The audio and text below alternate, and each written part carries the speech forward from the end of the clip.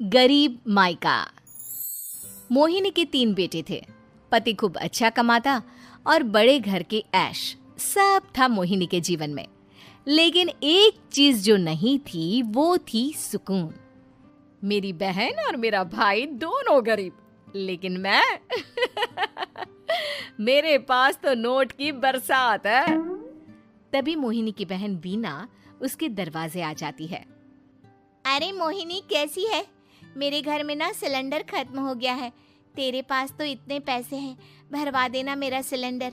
पैसे जैसे ही आ जाएंगे मैं दे दूंगी। तभी मोहिनी का पति राकेश आ जाता है। क्या है बिना, ये अपने घर की परेशानी हम लोगों के घर ना गाया करो। तुम्हारी बहन को तुम लोगों पर तरस आ जाता है और वो पैसे देने लग जाती है। मुझे ये बिल्कुल पसंद नहीं है। ओ जीजा जी, नहीं, मैं तो वो बस अच्छा, मैं चलती हूँ। वीना वहां से चली जाती है। उसके जाने के बाद अच्छा किया जो आपने सुना दिया। अरे न जाने क्या सोचकर मेरे घर आ जाती है कि जैसे यहाँ तो भंडारा भरा है। अरे कितना तो दे दिया। अच्छा जी, जरा 1000 तो देना। वो बिन्नी दीदी है ना, उनके घर जा रही हूँ। उनका पोता हुआ है तो मुंह दिखाई दे दूंगी। हाँ, उन लोगों के आगे तो शो ऑफ किया करो। वो खुद को बड़ा अमीर शो करते हैं ना, दिखा दे कि तू भी किसी से कम नहीं है। हाँ जी, इसी के लिए तो जा रही हूँ। मोहिनी तैयार होकर अपनी बुआ की बेटी के घर जाती है, जहाँ उसके पोते का कार्यक्रम चल रहा होता है। वहाँ वीना भी आई होती है। अरे वीना, क्या जरूरत थी यहाँ आने की? तेरे घर पर गैस नहीं है तो वो भरा लेती। क्या करूँ मोहिनी, बुआ को बुरा लग जाता नहीं जाती तो। वैसे मेरे पास एक जोड़ा बच्चे का कपड़ा रखा था, वही अपनी चांदी के पायल के साथ देने जा रही हूँ।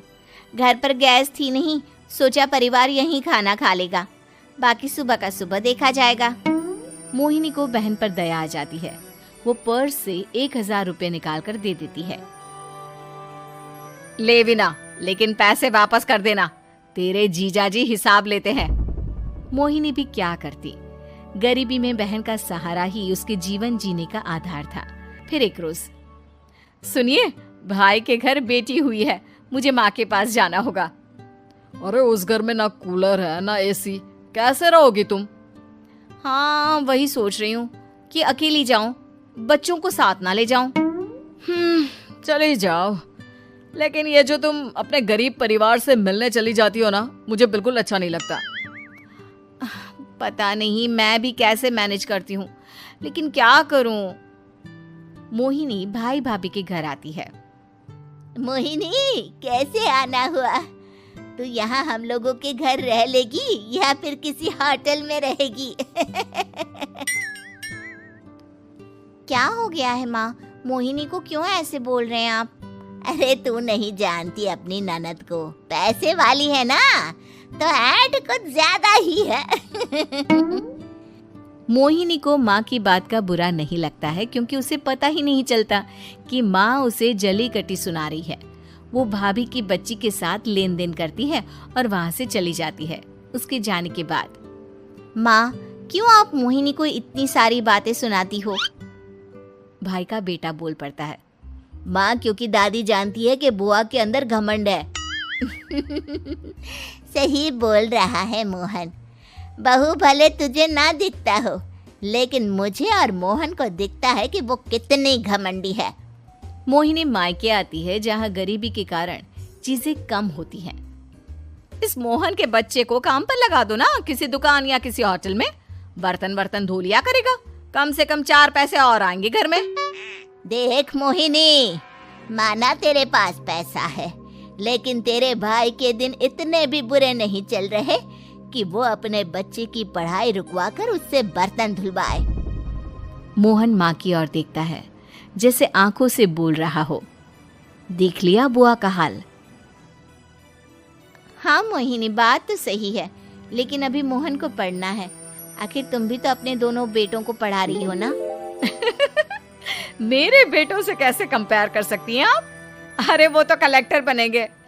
हाँ, कल को वो मोहन को नौकरी में रख लेंगे, क्यों? मोहिनी कुछ दिन और रहकर चली जाती है। धीरे धीरे दिन बीतता है मोहन बड़ा होता है और कड़ी मेहनत से सफल भी हो जाता है। मोहिनी, माँ के जाने के बाद तो तुमने भाई भाभी के घर जाना छोड़ ही दिया, क्यों? वो क्या है ना, उन लोगों का घर छोटा है, मेरे बच्चे जाना ही नहीं चाहते। पर तुझे क्यों अचानक मायके की बात याद आ गई? यार, मेरा तो मायका है, भाई भाभी है, मेरा तो आना जाना लगा ही रहता है। हाँ, क्योंकि तुझे आदत है ना ऐसे छोटे से घर में और कम पैसे में रहने की। वैसे क्या खबर है आजकल मायके की अपने?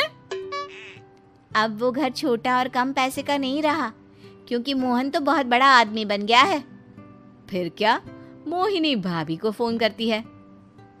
मोहन किसी बड़ी कंपनी का मैनेजर हो गया है क्या भाभी? क्या ये सच है? हाँ मोहिनी दीदी, अब तो हम लोगों के गरीबी के दिन कट गए। आपके भाई ने कोई अच्छे कर्म किए होंगे जो हम लोगों का बेटा इतना अच्छा कमा रहा है। देख लो भाभी, पहले भी आपने कई गलतियां की थी, आप थोड़ा संभल कर चलना। भाभी को मोहिनी की बात समझ में नहीं आती कि वो क्या कहना चाहती है। फिर एक दिन वीना मोहिनी से कहती है, मोहिनी, हमारा भतीजा मोहन अच्छा कमा रहा है, क्यों ना मैं अपने बेटे की नौकरी के लिए उससे बात करूं? अरे बुआ का बेटा है, ये सोचकर मदद तो करेगा ना? हाँ हाँ, क्यों नहीं करेगा, उसके बुरे दिन में तो हम भी खड़े थे। मोहन को वीना फोन करती है और अपने बेटे की मदद करने की बात करती है। हाँ हाँ बुआ, क्यों नहीं, आप सिद्धार्थ को भेज दें, मैं अपनी ही कंपनी में उसकी नौकरी करवा देता हूँ। दिन बीतते हैं, अब वीना के हालात भी अच्छे हो जाते हैं। क्या बात है वीना, तूने भी कार ले ली, वो भी इतनी अच्छी? हाँ मोहिनी, अपने भतीजे के कारण तो हम लोगों की दिन अच्छे हो गए। उसने सिद्धार्थ की नौकरी लगवा दी है, वो भी शानदार। ठीक है, लेकिन पैसे ख्याल से खर्च करना। वो क्या है ना, पैसे आने आसान है लेकिन संभालने मुश्किल। मोहिनी घर पर अपने पति से बात करती है। देखो ना, सबके पास पैसे हैं, एक वक्त था जब मैं ही अमीर हुआ करती थी। लगता है कि ज्यादा दिन नहीं रह पाओगी, मेरी नौकरी को कुछ साल ही बचे हैं और तुम्हारे दोनों लड़के निकम्मे हैं। उन लोगों को बोलो ना कि नौकरी करे। तभी वहाँ मोहिनी के बेटे भी आ जाते हैं। अरे हमें क्या मोहन समझा है जो दिन रात गधे की तरह काम करते रहे? खैर, दिन फिरते हैं और मोहिनी के पति की नौकरी भी खत्म हो जाती है। मोहिनी क्या करे, थोड़े से पैसे में गुजारा नहीं हो रहा है। तो क्या करे, मेरी समझ में कुछ नहीं आ रहा। मोहन को बोलो ना कि वो इन दोनों के लिए नौकरी देखे, जैसे सिद्धार्थ के लिए नौकरी देखी है। मोहिनी क्या कहती, उसे अपने वो दिन याद आ जाते हैं जब उसने भाभी से मोहन को नौकर बनने की सलाह दी थी। क्या हो गया, क्या सोच रही हो मोहिनी? यही कि वक्त कभी भी किसी का भी पलट सकता है, ऊपर वाले से डर कर रहना चाहिए।